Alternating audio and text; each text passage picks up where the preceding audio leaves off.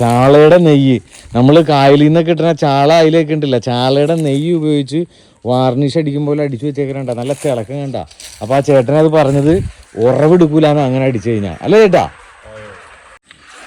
ചേട്ടനും ചേച്ചിയും കൂടെ വഞ്ചിന്ന് കഴുകി വാരിയൊക്കെ എടുക്കണ്ട. എന്താ ചേട്ടാ വാരി എടുക്കണേ?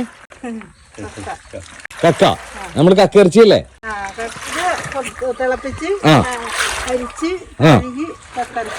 ഈ കിടക്കുന്നത് കക്കയല്ല, നിങ്ങളിപ്പോ വഞ്ചിന്ന് വാരിയിട്ടേക്കണത്?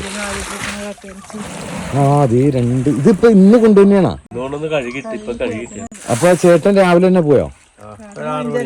രാവിലെ 6 മണിക്ക് പോയിട്ട് ചേച്ചിയും പോയോ? ചേട്ടൻ മാത്രം. ഇനി ഇപ്പൊ ഇതെങ്ങനെ നന്നാക്കി എടുക്കണേ?